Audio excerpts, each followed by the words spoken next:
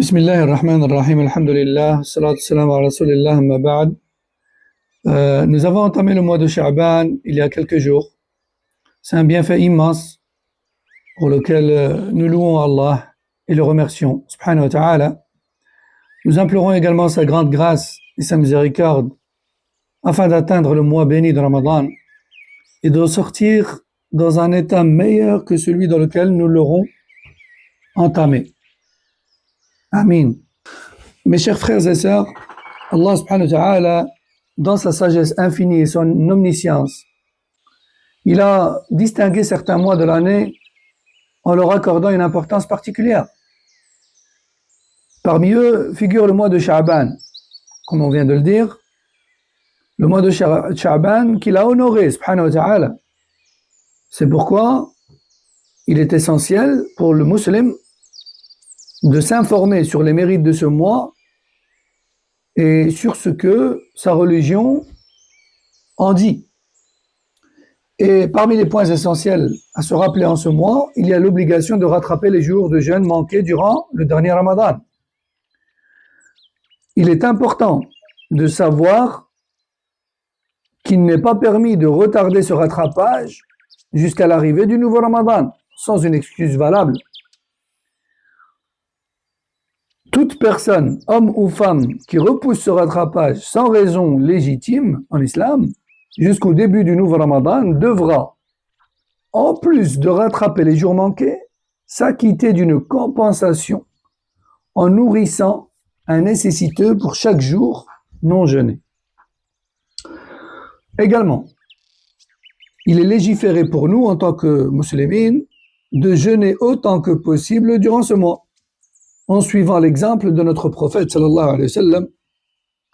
En effet, Rasul sallallahu alayhi wa sallam avait l'habitude de jeûner une grande partie de Sha'ban, voire la majeure partie de Sha'ban, selon son épouse Aïcha radhiyallahu anha, qui dit d'ailleurs, le messager d'Allah sallallahu alayhi wa sallam jeûnait au point que nous pensions qu'il ne s'arrêterait plus de jeûner. Yani, il enchaînait les jours de jeûne au point où on pensait qu'il n'allait plus s'arrêter, et parfois il enchaînait les jours de non-jeûne au point où nous pensions qu'il ne jeûnerait plus. Et il n'a jamais jeûné autant de jours de manière consécutive ou de manière non obligatoire que durant le mois de Sha'ban, rapporté par le Bukhari Muslim. On trouve aussi dans Sunan al-Tirmidhi que Salama radhiyallahu anha a dit: je n'ai jamais vu le messager d'Allah sallallahu alayhi wa sallam jeûner 2 mois consécutifs si ce n'est Sha'ban et Ramadan. Le prophète sallallahu alayhi wa sallam avait donc l'habitude de multiplier le jeûne durant le mois de Sha'ban. D'ailleurs, on trouve dans Sahih Muslim que Aïcha radhiyallahu anha a dit: le prophète sallallahu alayhi wa sallam jeûnait presque tout le mois de Sha'ban à l'exception de quelques jours. Et les savants ont cherché à comprendre pourquoi le prophète sallallahu alayhi wa sallam multipliait le jeûne durant le mois de Sha'ban. Plusieurs explications ont été avancées, mais l'opinion la plus répandue repose sur un hadith rapporté par Ibn Khuzaymah, dans lequel le prophète sallallahu alayhi wa sallam a dit: Sha'ban est un mois qui est souvent négligé par les gens, car il se situe entre 2 mois importants, Rajab et Ramadan. De plus, c'est un mois durant lequel les actions sont élevées vers le Seigneur de l'univers. Et j'aime que mes œuvres soient présentées alors que je suis en état de jeûne. Et parmi les sagesses relevées par les savants à ce sujet, il y a aussi le fait que le jeûne durant Sha'ban constitue un entraînement et une préparation pour le mois de Ramadan. Ça permet d'alléger la difficulté du jeûne lorsque Ramadan va commencer. En effet, celui qui s'est habitué à jeûner avant Ramadan trouvera cet acte d'adoration plus facile à accomplir, sans ressentir de fatigue excessive ni de difficultés particulières, notamment au début de Ramadan, surtout au début du mois. Et les savants ont également mentionné que le jeûne de Sha'ban est comparable aux prières surérogatoires accomplies avant les prières obligatoires. Donc, le mois de Sha'ban ou le jeûne du mois de Sha'ban servirait de préparation spirituelle et physique au jeûne obligatoire de Ramadan. permettant aux croyants de s'y engager avec plus de facilité et de dévouement. Aussi, il est important de savoir qu'il est interdit aux musulmans de jeûner à la fin du mois de Sha'ban lorsqu'il ne reste plus que 1 ou 2 jours avant Ramadan, sauf dans certains cas spécifiques. Cette interdiction-là, elle ne concerne pas ceux qui ont l'habitude de jeûner certains jours comme lundi, jeudi, ou ceux qui doivent rattraper les jours de jeûne manqués. Naam. Rasoul sallallahu alayhi wa sallam a dit: ne précédez pas Ramadan par 1 jour ou 2 de jeûne, sauf pour celui qui a l'habitude de jeûner à ces dates. Rapporté par le Bukhari, Muslim. Et parmi les sujets importants liés au mois de Sha'ban, il y a la question de la nuit du 15 Sha'ban. Chaque année, certaines personnes diffusent des récits prophétiques sans fondement et non authentiques, incitant à des pratiques spécifiques cette nuit-là. Comme quoi? Comme la prière nocturne, que ce soit individuellement ou en groupe.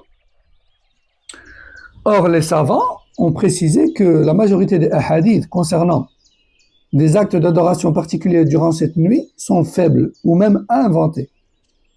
Il est donc essentiel de se baser sur des sources authentiques et d'éviter d'innover dans la religion d'Allah en instituant des pratiques qui n'ont pas été établies et transmises par le prophète sallallahu alayhi wa sallam. Concernant la nuit du 15 Sha'ban, plusieurs récits prophétiques ont été rapportés par les compagnons, notamment celui selon lequel Allah Azza wa Jal regarde ses serviteurs cette nuit-là et pardonne à tous, sauf aux polythéistes et à celui qui est en conflit avec son frère. Cependant, la chaîne de transmission de ces hadiths est jugée faible par de nombreux savants, ce qui rend leur authenticité contestable. D'autres savants, en revanche, considèrent que, bien que ces hadiths soient individuellement faibles, le fait qu'ils aient été rapportés par plusieurs chaînes différentes leur confère une certaine crédibilité. Donc, certains érudits du hadith, certains grands savants, reconnaissent une forte probabilité d'authenticité. Pourquoi? Tout simplement en raison du nombre de variantes rapportées sur ce sujet. Toutefois, même pour ceux qui acceptent ces récits, cela ne signifie pas qu'il faille accorder à cette nuit un statut particulier en instituant des actes d'adoration spécifiques, surtout lorsqu'ils ne sont pas établis par des textes authentiques du prophète sallallahu alayhi wa sallam. Quant au fait de spécifier la nuit du 15 Sha'ban par une prière particulière, que ce soit individuellement ou en groupe, cela n'a pas d'origine ni de preuves authentiques en islam. Cette pratique relève plutôt des innovations religieuses qui se sont propagées au fil du temps malgré les avertissements répétés des savants à ce sujet. Il fait également partie des innovations religieuses de spécifier la nuit du 15 Sha'ban par une invocation particulière, comme ce qui est appelé l'invocation de la moitié de Sha'ban. Il n'existe aucune preuve authentique dans les textes islamiques au sujet de cette invocation, justifiant ainsi cette pratique. Et je rappelle que le prophète sallallahu alayhi wa sallam a clairement dit: celui qui introduit dans notre religion quelque chose qui n'en fait pas partie, cela verra rejeté par Allah Azza wa Jal, rapporté par le Bukhari Muslim. Ainsi, celui qui a l'habitude de prier la nuit et dont cette habitude coïncide avec la nuit du 15 Sha'ban, il n'y a aucun mal en cela. Il continue simplement son adoration régulière sans chercher à donner à cette nuit un mérite particulier qui ne repose pas sur une preuve authentique. En revanche, spécifier cette nuit-là par une prière nocturne particulière ou bien spécifier son jour par le jeûne sans fondement dans les textes authentiques relève des innovations religieuses, des bid'a. Reste un dernier point intéressant à aborder, qui est le jugement du jeûne dans la seconde moitié de Sha'ban. Alors, il faut savoir que les savants ont divergé sur la question du jeûne dans la seconde moitié de Sha'ban, en raison du hadith rapporté. Lorsque la moitié de Sha'ban, donc le prophète sallallahu alayhi wa sallam aurait dit, lorsque la moitié de Sha'ban est passée, ne jeûnez plus. Ce hadith est rapporté par Abu Daoud et Tirmidhi.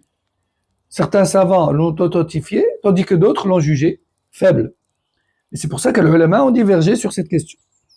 Le premier avis dit qu'il est déconseillé de jeûner après la moitié de Sha'ban, sauf pour celui qui a une habitude, comme on a dit. Et leur preuve, c'est tout simplement le hadith précédent. Certains considèrent donc qu'il est déconseillé de jeûner après la moitié de Sha'ban, sauf pour celui qui a déjà l'habitude de jeûner régulièrement,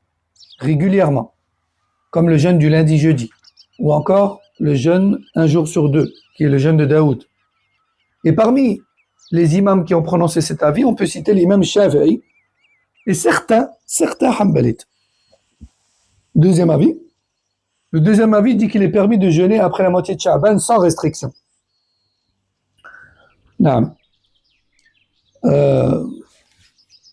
Donc,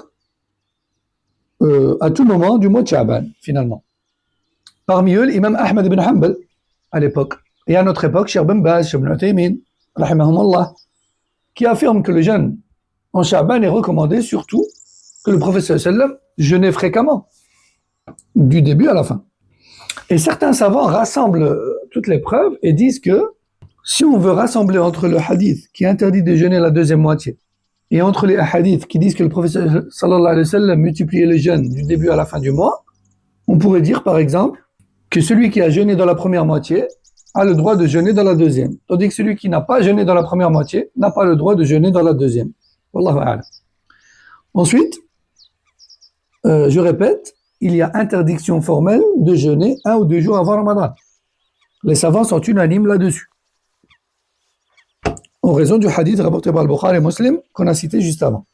هذا والله أعلم وصلى الله وسلم وبارك على نبينا محمد وعلى آله وصحبه أجمعين. السلام عليكم ورحمة الله وبركاته.